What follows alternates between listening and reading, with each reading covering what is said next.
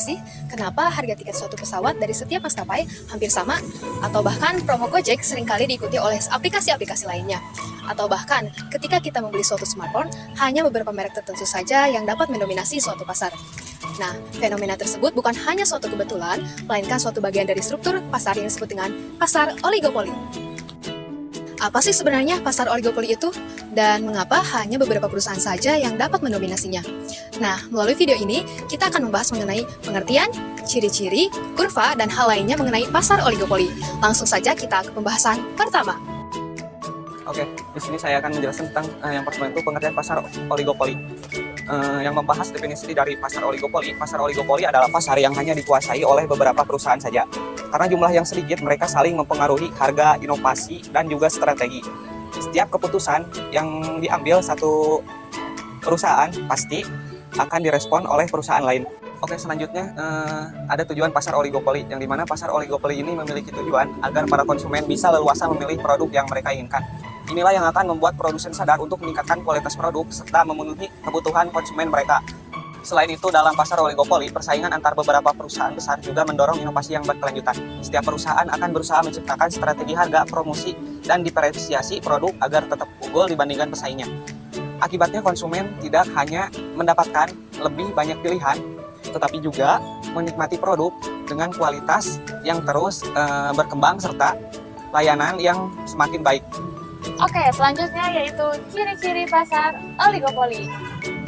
Nah, ciri-ciri oligopoli itu ada 3. Yang pertama itu menghasilkan barang standar maupun barang berbeda corak.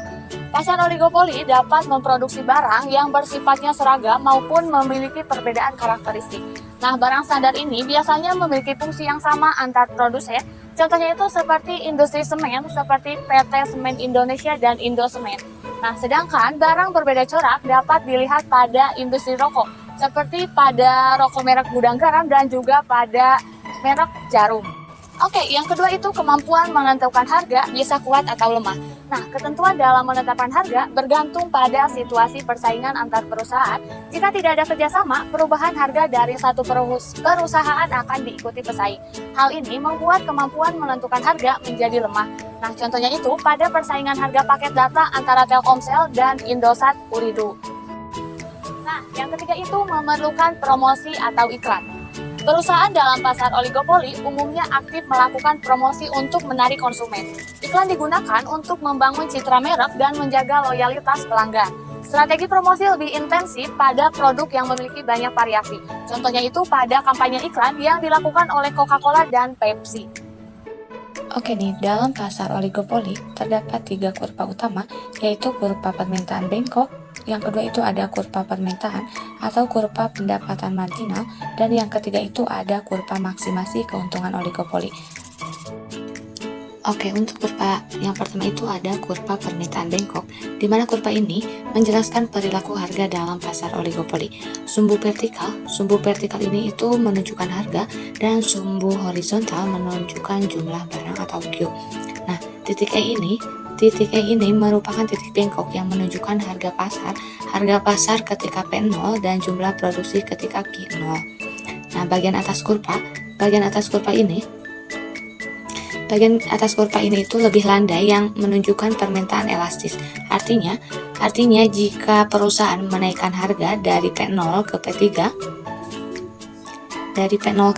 pesaing tidak mengikuti sehingga konsumen berpindah ke perusahaan lain dan permintaan turun besar. Sebaliknya jika bagian bawah ini E, B, dan D2 lebih curam yang menunjukkan permintaannya itu tidak elastis, di mana jika perusahaan menurunkan harga dari P1 ke P2 ataupun dari P0 ke P1 ataupun P0 ke P2, pesaing ikut menurunkan harga sehingga peningkatan permintaan tidak terlalu besar.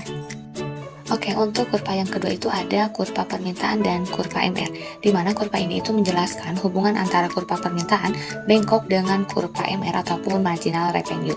Nah, karena adanya titik bengkok pada kurva permintaan tadi, maka kurva MR terbagi menjadi 2, yaitu ada MR1 dan MR2. Kalau misal MR1 ini itu bagian atas kurva permintaan, dan MR2 ini dari bagian bawah kurva permintaan.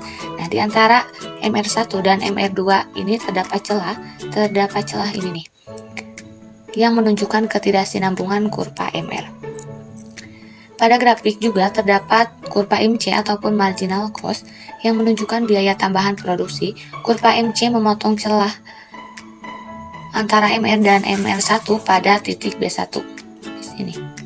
Kemudian dari titik tersebut ditarik garis ke bawah yang menunjukkan jumlah produksi Q0 dan garis ke kiri yang menunjukkan harga pasar ataupun P0. Oke, untuk kurva yang terakhir itu ada kurva maksimasi keuntungan, di mana kurva ini itu menunjukkan bagaimana perusahaan oligopoli menentukan produksi dan harga untuk memperoleh keuntungan yang maksimum.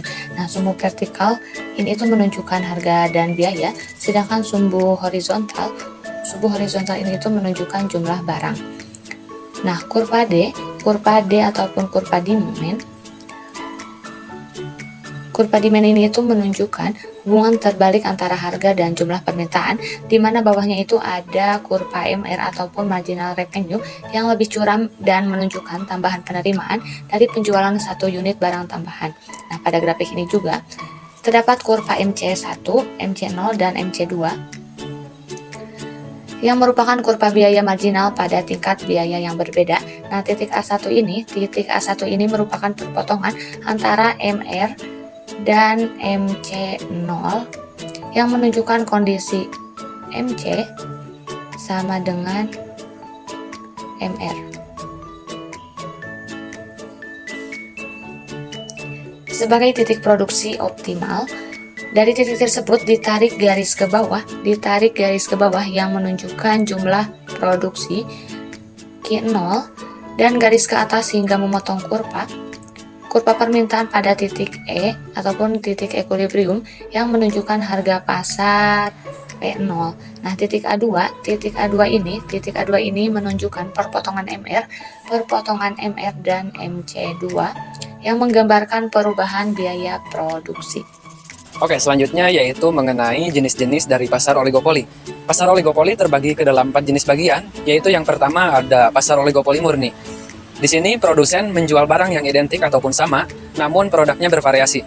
Harga cenderung hampir sama dan keputusan satu produsen dapat sangat mempengaruhi produsen lain. Contohnya yaitu dalam industri air mineral. Oke, yang kedua yaitu pasar oligopoli terdiferensiasi. Produsen menjual produk yang berbeda dalam segi coraknya ataupun mempunyai ciri khasnya masing-masing. Namun di dalam kategori yang sama, produsen juga memiliki ruang untuk menentukan harga sendiri dan tidak harus selalu mengikuti harga pesaing. Contohnya yaitu di dalam industri kendaraan bermotor. Lalu selanjutnya yang ketiga yaitu pasar oligopoli kolusi. Di sini produsen dalam pasar ini melakukan kerjasama ataupun kolusi baik secara terang-terangan maupun secara diam-diam untuk menaikkan harga bersama-sama ataupun untuk mengatur volume produksi guna untuk memaksimalisasi keuntungan bersama. Contohnya yaitu kartel seperti OPEC.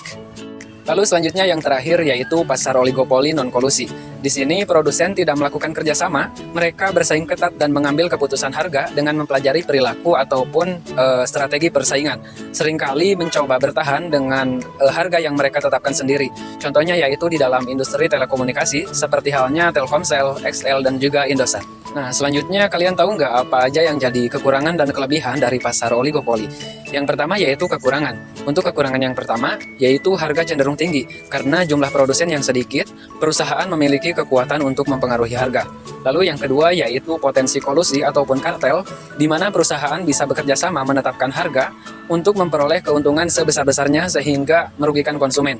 Dan yang ketiga dari kekurangan pasar oligopoli yaitu hambatan masuk yang tinggi, modal besar, dan juga teknologi canggih membuat perusahaan baru sulit untuk masuk ke pasar, seperti halnya pada Pertamina.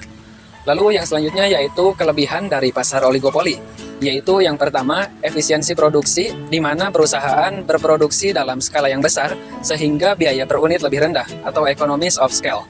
Lalu yang kedua yaitu mendorong inovasi, di mana persaingan antar perusahaan besar seperti Toyota dan juga Honda yang membuat merek mereka terus berinovasi dalam teknologi dan kualitas produk.